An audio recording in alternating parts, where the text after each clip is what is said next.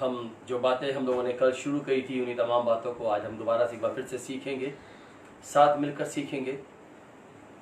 परसों एक सवाल मैंने लोगों के सामने रखा था, तमाम भाई बहनों के सामने रखा था, आप सबों के सामने, कि किन दो जनों के विषय में, एक ही परिवार के दो लोगों के विषय में मैंने प्रचार किया था। तो कुछ लोगों ने कुछ सवाल जवाब दिए हैं, लेकिन उनमें से एक व्यक्ति भाई अजय लायल, उन्होंने सही जवाब दिया कि दानियल और बलेशर, दानियल की पुस्तक में से नबूकदनेस्सर राजा और बलेशर उसके बेटे के विषय में अविशी ने, अदिति ने और महिमा ने इन तमाम बातों का जवाब दिया। परमेश्वर आपको बहुत सारी बरकत दे।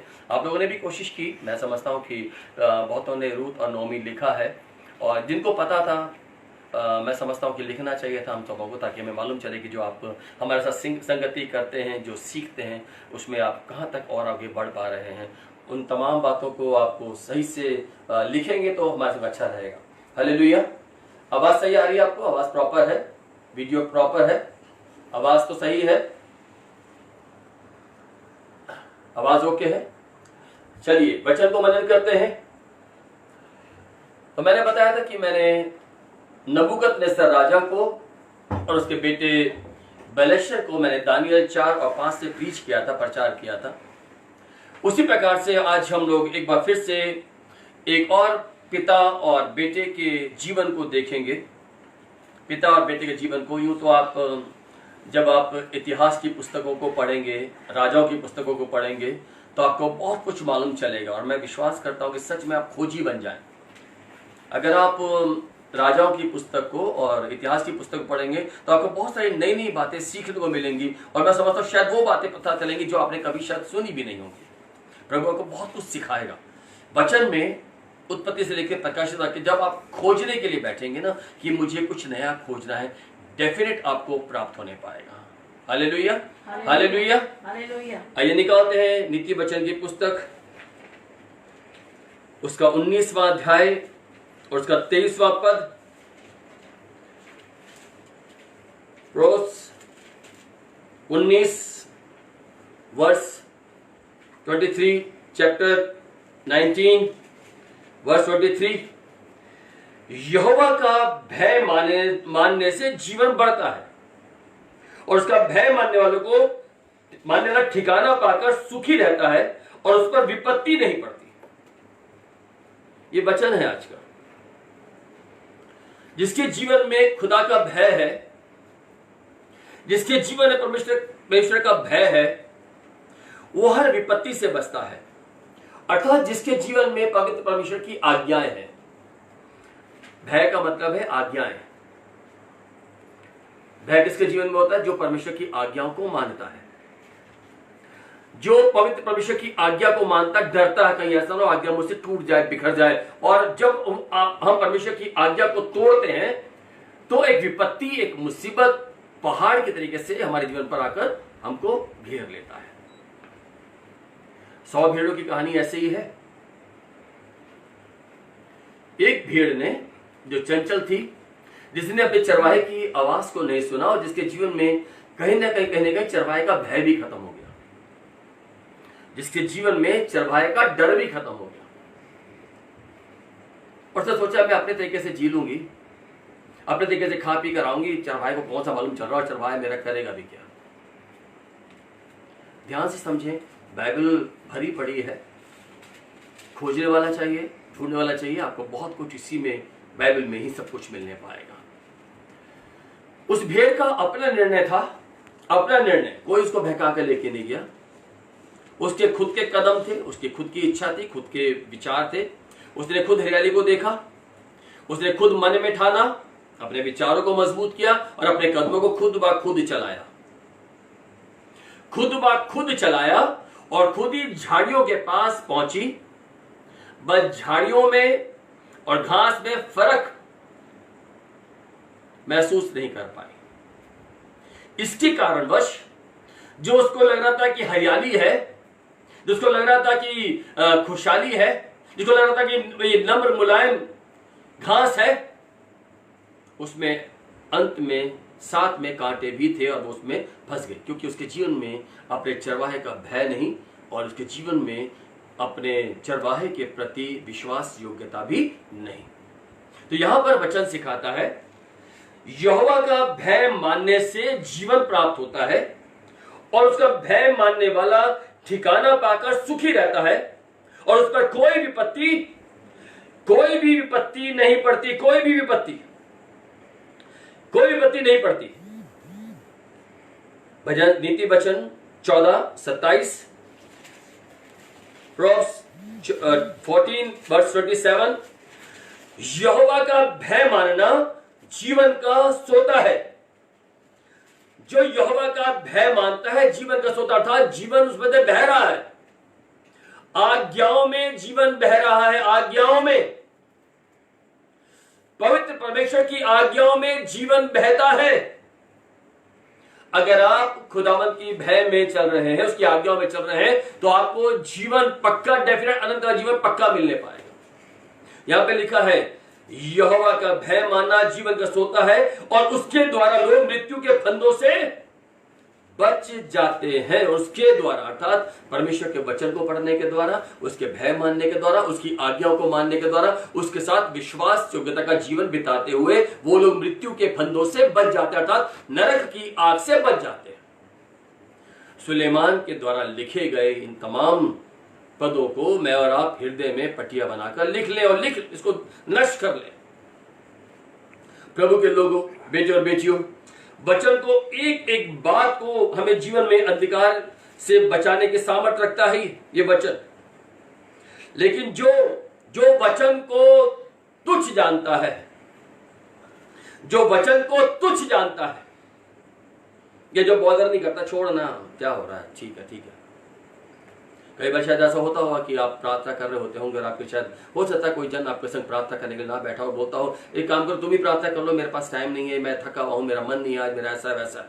हो सकता है कि कोई ना कोई जन हमारे परिवार में ऐसा हो सकता है, या और कोई जन जिसके पास आप प्रार्थना करने जाते हैं, हो सकता है वो कोई बोले नहीं आज नहीं, फिर किसी और दिन आना मेरे से प्रार्थना करने के लिए। जो वचन को तुच्छ जानता है यह ऐसा व्यक्ति है जो वचन पर मनन नहीं कर रहा और वचन को तुच्छ जान रहा है।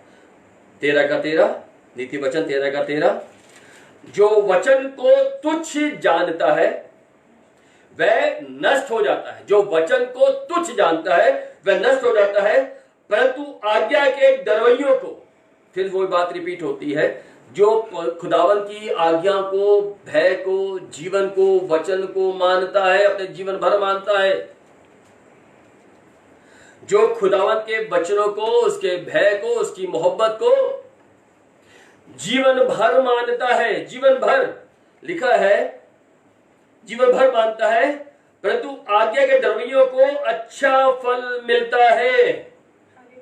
जो आज्ञा के डरवैये हैं, जो खुदावन के साथ बने हुए हैं, उनको अच्छा प्रतिफल मिलता है। इसका मतलब साफ साफ है, जो वचन तुच्छ जानता है वो नष्ट होता है और जो परमेश्वर की आज्ञा को मानता है वो अनंत के जीवन में प्रवेश करने पाता है। 12-28 धर्म के मार्ग में जीवन मिलता है, धर्म के मार्ग में जीवन मिलता है और उसके पथ में मृत्यु का पता भी नहीं। धर्म के पथ पर, धर्म के रास्ते पर जीवन है, कठिनाइयां नहीं, मृत्यु नहीं। लिखा है उसके पथ पे मृत्यु का पता भी नहीं। लेकिन यदि आपके जीवन में धर्म नहीं, अधर्म प्रवेश कर गया, तो धर्म तो जीवन दिलवाता है, अधर्म आपको मृत्यु को कगार पर लेके जाता है।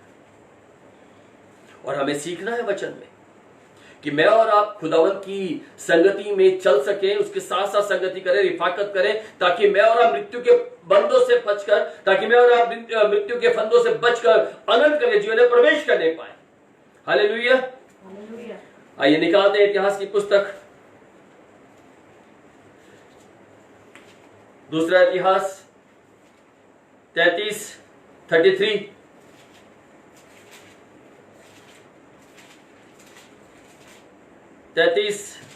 यहां पर जिक्र पाया जाता है मनशे का। मनशे जो यहूदा का राजा बना, उसके पिता का नाम हिजकिय्याह था। अभी हम लोगों ने परसों हिजकिय्याह के विषय में हम लोग सीखा, जब एक नासूर, जब मृत्यु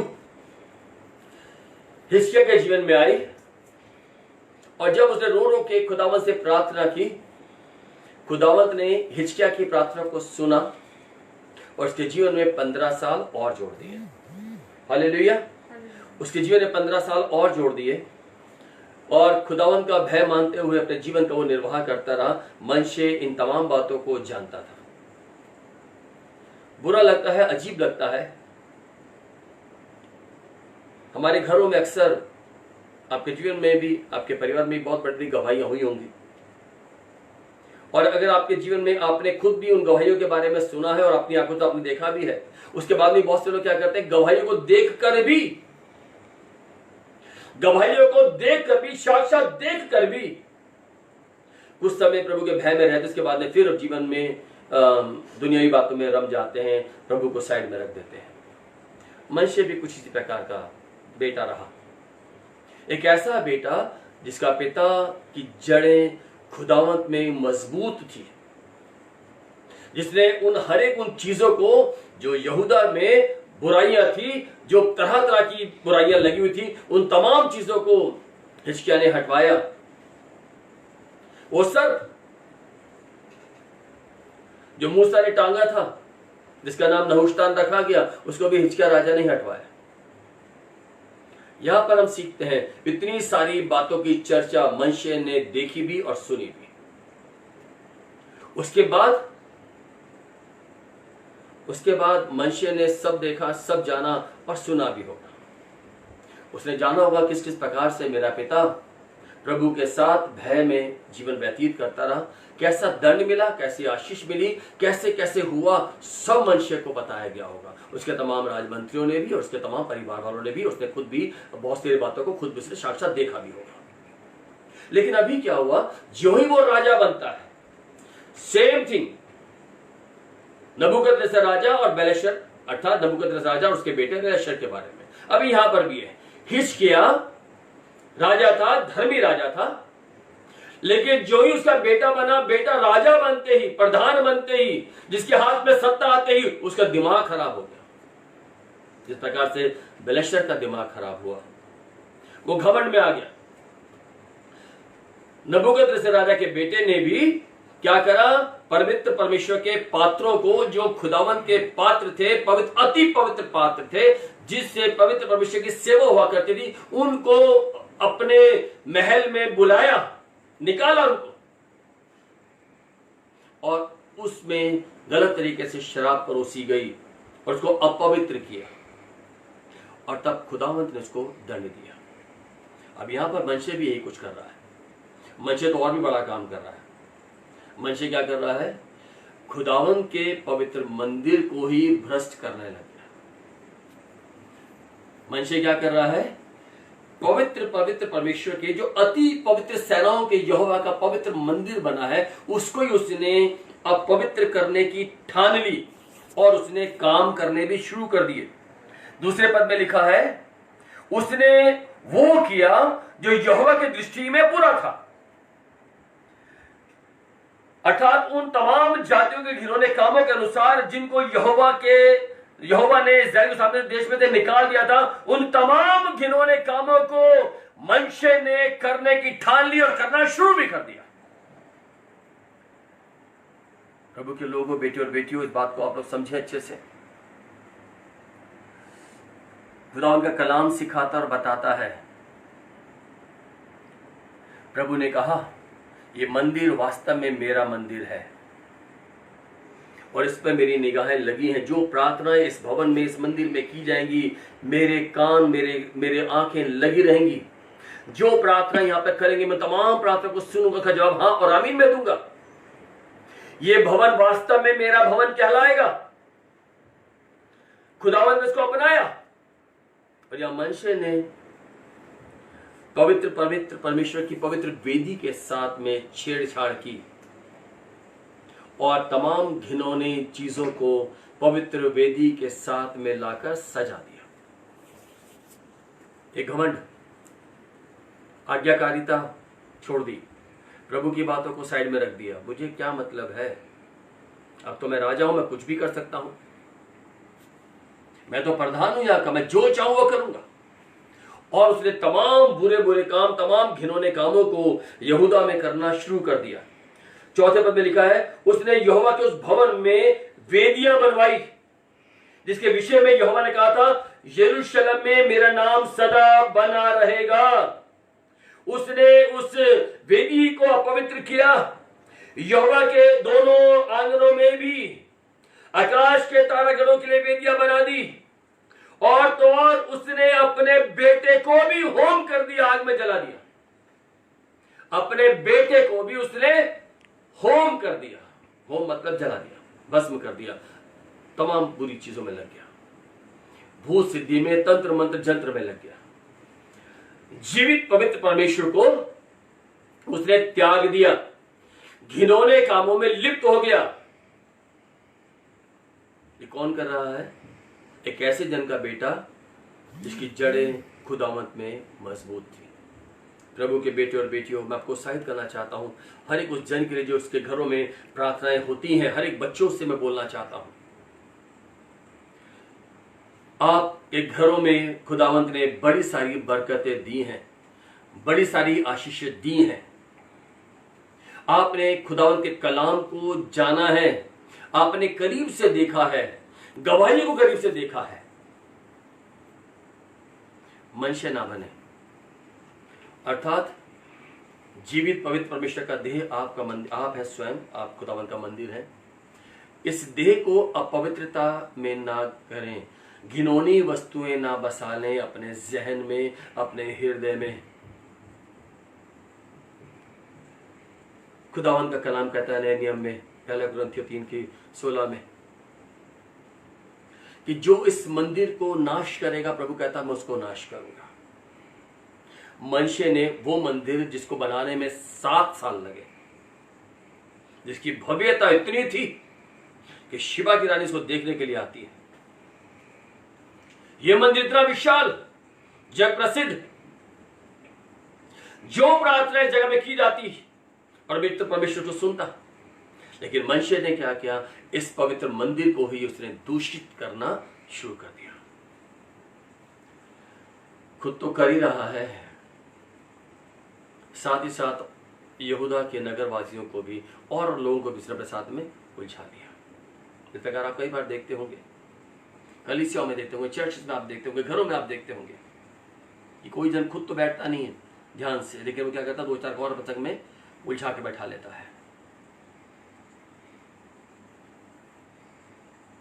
मैं तो बढ़ूंगा नहीं, आगे तुझको बढ़ने दूंगा भी नहीं, ना मैं बढ़ूंगा ना तू बढ़, मैं तो आगे बढ़ूंगा नहीं और तुझको भी आगे बढ़ने दूंगा नहीं। मनुष्य ने तमाम यहूदा के लोगों में से इजराइल के लोग, चुने हुए लोगों को ही भरमा दिया। ऐसा लिखा हुआ है कलाम में, देखिए पवित्र परमेश्वर ने कहा, इस भवन में और यरूशलेम में जिसको मैंने इजराइल के सब गोत्रों में से चुन लिया था, मैं अपना नाम सदा सर्वदा रखूंगा। और मैं ऐसा ना करूंगा कि जो देश मैंने तुम्हारे पुरखाओं को दिया था उसमें से इजराइल भी मारा मारा फिरे, क्योंकि इस प्रार्थना इसमें की जाएगी ना, तो जो वो मांगेंगे मैं दूंगा। और अब से इजराइल को मारा मारा फिरना नहीं पड़ेगा, मैं आशीष और बरकत दूंगा। इतना हो अवश्य कि मेरी सब आज्ञाओं को, अर्थात मूसा के द्वारा दी गई व्यवस्था और विधियों और नियमों का पालन करने की चौकसी करें। ये तमाम बातें मनुष्य को बताई गई। शरीयत व्यवस्था मान, दंड मिलेगा। वो खुदावंद कोप करने वाला है, वो क्रोध करने वाला है। सोच, अगर आप हिस्ट्री पढ़ेंगे उससे पहले की, तो कितनों के साथ में बुरा हो चुका है, परमेश्वर को दंड मिलेगा। ये किसी और वंश का नहीं, सुलेमान के वंश में से निकल कर आया हुआ है। वो सुलेमान, वही दाऊद, वही ईशे के वहीं से निकल कर आए हुए, उसी खानदान के हैं लोग। प्रभु के लोगों, बेटे और बेटियों, सीखें वचन को।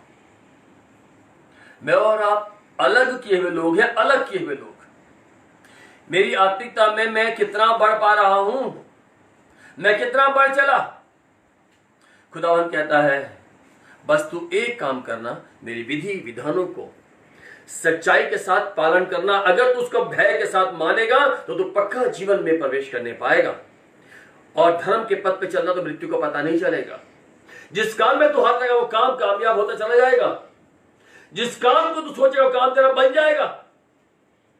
लेकिन जिस दिन तू विधि विधानों को छोड़ेगा, शाप शाप और शाप तेरे जीवन में प्रवेश करने पाएंगे। मनुष्य सब जानता था, उसके बावजूद भी अपने मन को कठोर करके बैठा था। मनुष्य ने यहूदा और यरूशलेम के निवासियों को यहां तक भटका दिया कि उन्होंने उन जातियों से भी बढ़कर बुराइयां की जिन्हें यहोवा ने इस्राएलियों के सामने से विनष्ट किया था। पवित्र परमेश्वर ने जिन लोगों में गुनाह और पाप से थे, बुराइयां थी, इस्राएलियों के सामने उनको विनष्ट किया, नाश किया। उनसे भी ज्यादा बुराई कौन कर रहा है? मनुष्य और मनुष्य के सिखाए हुए लोग, क्योंकि मनुष्य ने इनको सिखा दिया, पढ़ा दिया।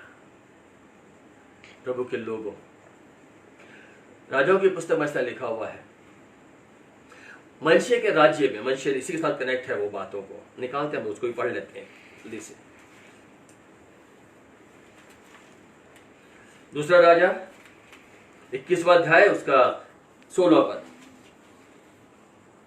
दूसरा राजा के पीछे ही है, 478 number page, 478 number page, 478 number page.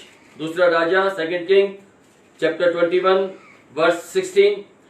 मनुष्य ने न केवल ये काम करा के यहूदियों से पाप करवाया, खुद तो पाप कर ही रहा है, और किससे पाप करवा रहा है? तमाम यहूदियों से। खुद तो पाप कर ही रहा है, लेकिन साथ साथ कैसे पाप करवा रहा है? तमाम यहूदिया को भी भटका दिया, तमाम यहूदिया को भटका दिया। जो यहोवा की दृष्टि में बुरा है, वरन निर्दोषों का खून भी बहुत बहाया। जो धर्म के पथ पे चल रहे थे उनका उसने लहू भी बहाया, यहां तक कि यरूशलेम को एक सिरे से दूसरे सिरे तक खून से भर दिया, खून से भर दिया। तमाम लोगों को उसने भटका दिया। यहां पे निकाल के रखेंगे दूसरे इतिहास को, मत्ती निकालने जल्दी से 18, मत्ती 18 का 6, नए नियम में 30 नंबर पेज।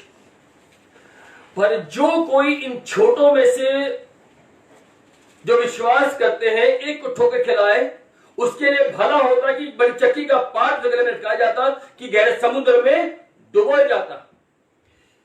ठोकरों का लगना तो जरूरी है, अवश्य है, पर हाय उस मनुष्य द्वारा ठोकर लगती है, हाय उस मनुष्य द्वारा ठोकर लगती है। तो प्लीज हम लोग अपने लिए प्रार्थना करें कि मैं किसी के लिए ठोकर का कारण नहीं बनूंगा। मैं अपने घर के लिए, अपने परिवार के लिए, अपने समाज के लिए और मसीह लोगों के लिए और तमाम संसार भर के लोगों के लिए मैं आशीष का कारण बनूंगा, ना कि मैं और लोगों के ध्यान को भटकाने वाला बनूंगा। मैं खुद पाप नहीं करूंगा, साथ किसी और को पाप करने भी नहीं दूंगा। ये नहीं कि मैं भी करूंगा साथ दूसरों को भी लिप्त कर लूंगा। कलाम में लिखा है, ऐसे व्यक्ति के लिए तो चक्की का बड़ा पाट गले में बांधा जाता और उसको गहरे समुद्र में डुबोया जाता। यहां पर गलती मनुष्य ने की है, गलती यहूदा के नगर के लोगों की भी है, लेकिन सजा किसको मिल रही है? मनुष्य को, क्योंकि सारी गलती, मेन गलती मनुष्य की है। अजीजों, क्योंकि यहूदा के लोग तो मनुष्य का कहना सुन रहे हैं, मनुष्य ने भटकाया उनको, मनुष्य ने मन को भटकाया उनके। दूसरा इतिहास 33 में वापस आ जाएंगे। यहोवा ने मनुष्य और उसकी प्रजा से बातें की, परंतु उन्होंने कुछ ध्यान नहीं दिया। खुदावंद ने मनुष्य से बातें की, लेकिन इस पूरी जमात पर, पूरी प्रजा पर मनुष्य का इतना इंप्रेशन था, अपनी संगति में इतना बढ़ा लिया था कि उनको अच्छी बातें भी अभी ना गवार लगी। उनको परमेश्वर की आवाज तक सुनना पसंद नहीं हो रही। इतने भ्रष्ट हो गए, उन्होंने खुदावंत की बात को सुनना भी गवारा नहीं करा। प्रभु के लोगों, पवित्र परमेश्वर के बच्चों, बेटे और बेटियों, जागृत हो, चौकन्ने हो। मैं और आप किसी और के लिए आशीष का वसीला बने। अभी खुदावंत दंड देने पर आ गया। मनुष्य, जो तूने किया है, परमेश्वर उसका दंड तुझको देगा। यहां पे लिखा हुआ है, तब यहोवा ने उन अशूर के सेनापतियों से चढ़ाई कराई और ये मनुष्य को नकेल डालकर और पीतल की बेड़ियों से जकड़ कर उसको बेबीलोन ले गए। नबूकदनेस्सर राजा जब मन में घमंड आया तो जानवर बन गया था, लेकिन ये तो इंसान है, मनुष्य तो इंसान है। इंसान को जानवर के तरीके से ट्रीट किया जा रहा है, जानवर के तरीके से। नकेल इंसान को नहीं डाली जाती, जानवर को डाली जाती है, नाक में डाली जाती है उसको काबू में करने के लिए। सेनापतियों ने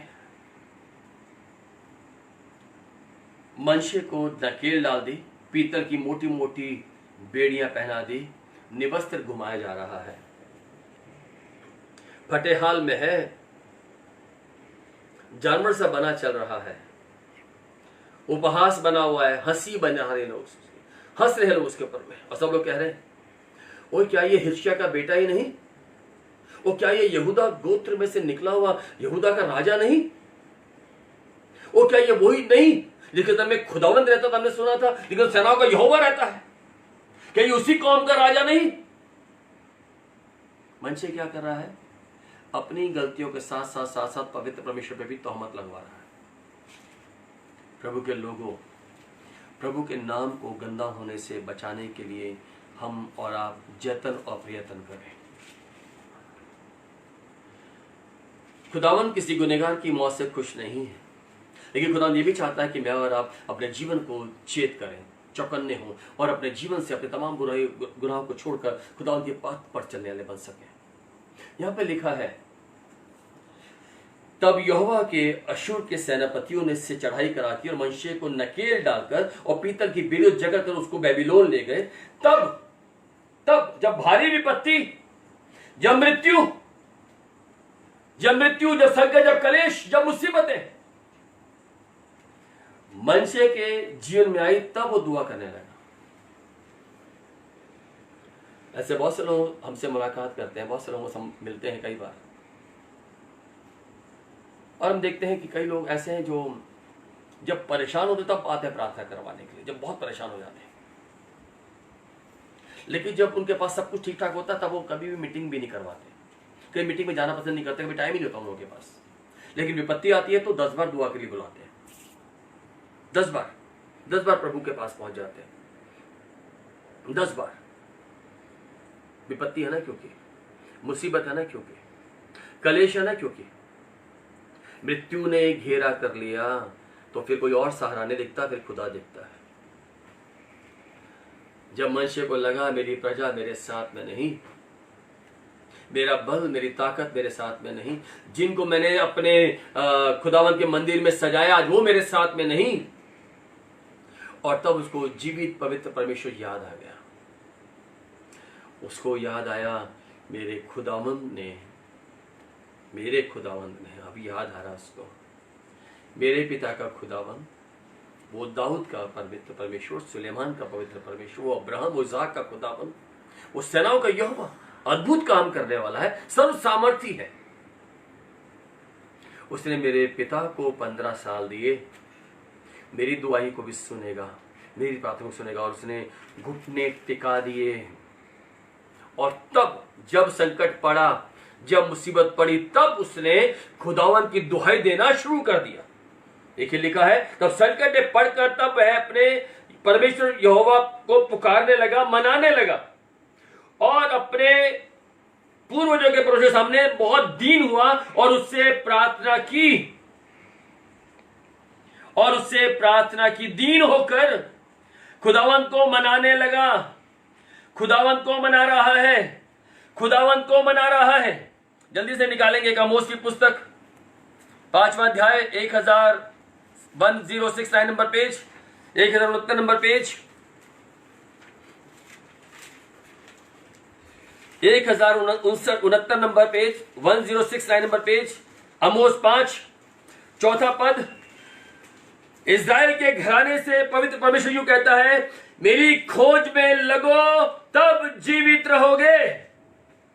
मेरी खोज में लगो तब जीवित रहोगे। बेतेल की खोज में ना लगो, ना गिलगाल में प्रवेश करो, ना बेर्शेबा को जाओ, क्योंकि गिलगाल निश्चय बंधुआई में जाएगा और बेतेल सूना पड़ जाएगा। यहोवा की खोज करो तब जीवित रहोगे। संसारिक बातों के पीछे भागोगे तो बंधुआई में जाओगे, मुसीबतों में जाओगे। संसार में भागता रहा मनुष्य, विपत्ति आ गई जीवन में, और तब याद आई है, ये शब्द याद आ गया, हाँ खुदावंद की खोज करें, खुदावंद की खोज करें, खुदावंद की खोज करें तो जीवन मिलेगा। हालेलुया। और उसको याद आ गया कि हाँ खुदावंद है क्षमा करने वाला। पढ़े बेटा उसको आगे थोड़ा सा, 33 का ही इतिहास का। तब उसने प्रसन्न होकर उसकी विनती सुनी और उसको यरूशलेम में पहुंचाकर उसका राज्य लौटा दिया। और तब खुदावंत ने उसकी विनती को सुन लिया, खुदावंत उसकी प्रार्थना को सुना और उसको वापस उसके राज्य को लौटा दिया। जल्दी से निकाले यहेजकेल की पुस्तक, यहेजकेल यिर्मयाह के बाद 1008 नंबर पेज, यहेजकेल 33 यहेजकेल वर्स 11, जहां पर खुदा की वाणी इस प्रकार से है, इसलिए तू उनसे ये कहे, यहोवा पवित्र परमेश्वर जो कहता है, मेरे जीवन की सौगंध में दुष्ट के मरने से कुछ भी प्रसन्न नहीं होता, परंतु इससे कि दुष्ट अपने मार से फिरकर जीवित रहे। आए इस्राएल के घराने, तुम अपने बुरे कामों से, बुरे मार्गों से फिर जाओ, और तुम क्यों मरो, अपने बुरे कामों से फिर जाओ। प्रभु का कलाम कहता है, 12वें पद में लिखा है, हे मनुष्य के संतान, अपने लोगों से कहे, जब धर्मी जन अपराध करे तब उसका धर्म बचा ना सकेगा। मत समझे कि मेरे गले में बड़ी बड़ी क्रॉसें हैं, मैं प्रभु भोज लेता हूं, मेरे घर में बड़ी बड़ी बाइबलें हैं, मेरे घर में बाइबल का अंबार लगा हुआ है, मैं मसीह देह का हिस्सा हूं। अगर अधर्म करोगे तो खुदावंद उसका भी पलटा लेगा। हालेलुया। यहाँ पे साफ साफ लिखा हुआ है वचन में, हे मनुष्य के संतान, अपने लोगों से कहे, जब धर्मी जन अपराध करे तब उसका धर्म उसको बचा ना सकेगा, और दुष्ट की दुष्टता भी जो हो, जब तक वैसे फिर ना जाए तो उसके कारण वह ना गिरेगा। धर्मी जन यदि पाप करे तब अपने धर्म के कारण जीवित ना रहेगा। तो क्या करना है? अपने गुनाहों का इकरार खुदा की हुजूरी में मानना है।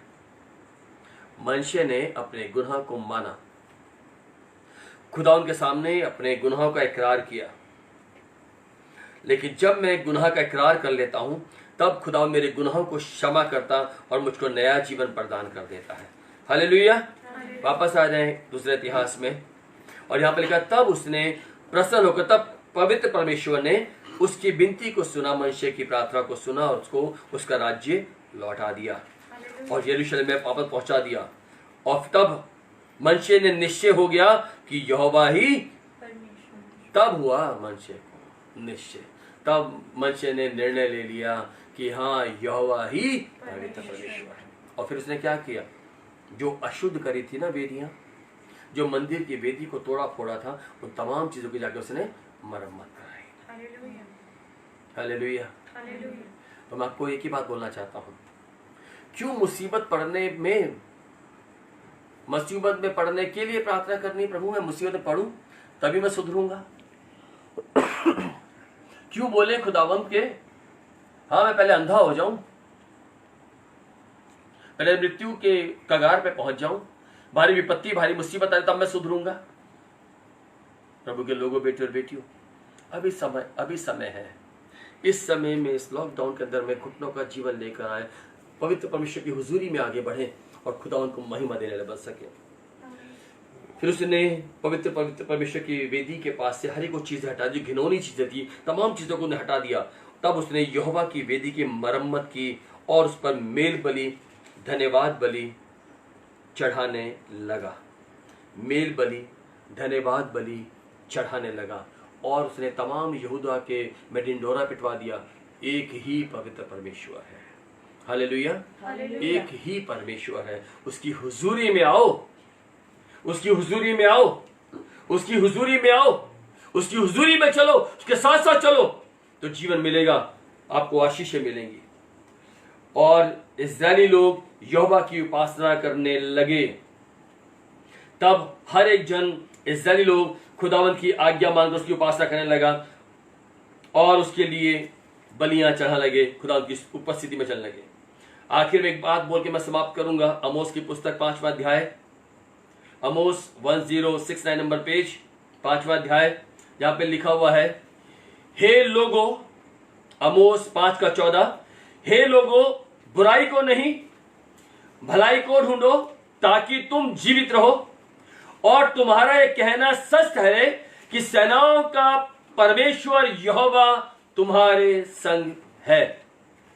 हे लोगो, बुराई को नहीं भलाई को ढूंढो ताकि तुम जीवित रहो, तुम्हारा यह कहना सच ठहरे कि सेनाओं का पवित्र परमेश्वर यहोवा तुम्हारे संग है। हालेलुया। क्या करना है? बुराई को हटाएं, भलाई के लिए तत्पर तैयार रहें। अपने जीवन की हर बुराई से अपने आप को जीत लें। आज खुदावंद यीशु मसीह की सामर्थ्य कुव्वत से बुराई को रौंदते हुए निकल जाए। हालेलुया। बुराई को रौंदोगे, प्रभु आपको बरकत देगा। आमीन। बुराई को रौंदोगे खुदावंद के द्वारा, उसकी सामर्थ्य भरकर वचन के द्वारा से आप तमाम बातों में जयवंत होने पाओगे। हालेलुया। इसलिए यहाँ पर लिखता है, ए लोगो, बुराई को नहीं भलाई को ढूंढो ताकि तुम जीवित रहो, और तुम्हारा कहना सच ठहरे कि सेनाओं का परमेश्वर यहोवा तुम्हारे संग है। क्या करना है? खुदावंद की खोज में रहना है, और तब तुम जीवित रहोगे। यहोवा की खोज करो तब जीवित रहोगे। यहोवा की खोज करो तब जीवित रहोगे। यहोवा की खोज करनी है और खुदावंद के साथ में बैठकर हमें प्रार्थना करनी है। Hallelujah, hallelujah, hallelujah. प्रभु आपको बहुत सारी आशीष, बहुत सारी बरकत दे इन वचनों के द्वारा से। हालेलुया। आइए हम सब प्रार्थना में चलेंगे।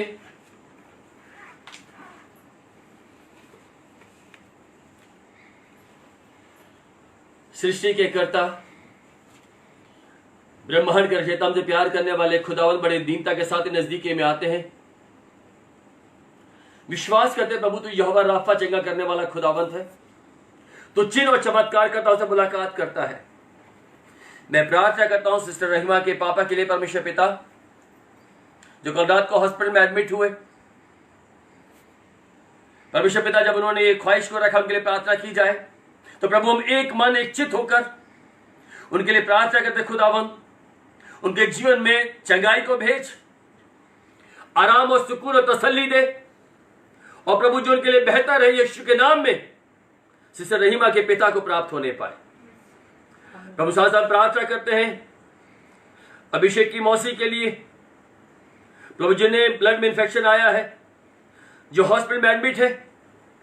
मैं विश्वास करता हूं पवित्र यीशु मसीह ने कोड़े खाए हैं ताकि अभिषेक की मौसी पूरी रीति के साथ चंगाई को प्राप्त करने पाए। यीशु कोड़े खाने से सिस्टर रहीमा के पापा और अभिषेक की मौसी को चंगाई मिली है। हालेलुया। यीशु के लहू में सामर्थ है, यीशु के लहू में कुदरत है। यीशु का लहू छुड़ाता है, यीशु मसीह का लहू बचाता है। आए खुदावन अपने सामर्थ को, अपनी कुव्वत को, अपनी दया को, अपनी शिफा को बहने दे खुदावन। हर बीमारियां यीशु नासरी के नाम में प्रभु इनके जीवनों से जाने पाए, और यीशु मसीह की शिफा, यीशु मसीह की चंगाई इनकी देह में वास करे खुदावन। हम पूरी कलीसिया एक मन एक चित होकर खुदावन इनके लिए शिफा और सामर्थ मांगती है, चंगाई और गवाही मांगती है। हमारी दुआओं को सुन, हमारी प्रार्थना को सुन, हमारी प्रार्थना को सुन। धन्यवाद के साथ खुदावंद यीशु मसीह के वसीले से आमीन। हमारे पवित्र यीशु मसीह का अनुग्रह, स्वर्गीय पिता का प्रेम, पवित्र में सहभागिता हर एक बीमारों के साथ, हर एक उन लोगों के साथ जो सद महामारी से ग्रसित है, सिस्टर रहीमा के पिता के साथ, अभिषेक की मौसी के साथ, तमाम मेडिकल स्टाफ के साथ, तमाम पुलिस कर्मियों के साथ, तमाम सफाई कर्मचारियों के साथ, तमाम देश के नेताओं के साथ, हमारे प्रधानमंत्री के साथ, तमाम सोशल वर्करों के साथ जो सच में तन मन धन से लोग इस सेवा में लगा हुआ है। प्रभु का अनुग्रह हर एक पीड़ित लोगों के साथ जो सब में असहाय है, भूखे और लाचार है, प्रभु का अनुग्रह समस्त प्राणियों के संग हमेशा तक बना रहे। प्रभु का अनुग्रह उन लोगों के साथ जिनके अजीज इस संसार से कूच कर गए, उनके परिवारों में खुदा की शांति इत्मीनान बहने पाए। संसार भर के हर एक जनों पर खुदा उनका महान अनुग्रह सदैव सदैव तक साया करे। आमीन। प्रभु में सबको जय मसीह की, जय मसीह की। कल की इबादत 9 बजे होगी, लेकिन साथ साथ कल 12 बजे भी फास्टिंग प्रेयर होगी। तो 12 बजे जो लोग साथ में जुड़ सकते हैं मेरे साथ में, कल मैं करीब आधा घंटे की प्रार्थना मैं करूंगा, आधा घंटा या 20-25 मिनट की। जो लोग जुड़ सकते हैं मेरे साथ में जुड़े। परमेश्वर आपको आशीष और बरकत दे। आमीन। जय मसीह की।